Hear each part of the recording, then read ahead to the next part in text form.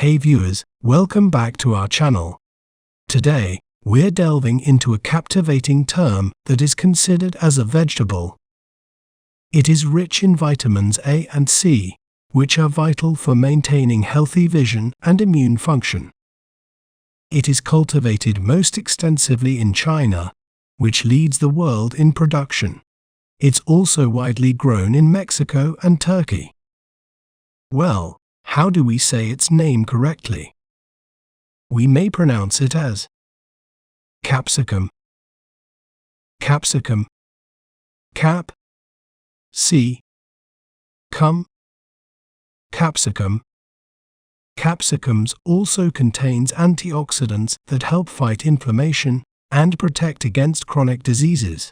Additionally, capsicum is low in calories, making it a great addition to any diet. Isn't it fascinating how breaking down a word can make it clearer?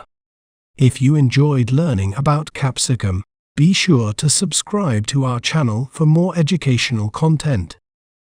Thanks for watching. Remember, knowledge is power. See you next time.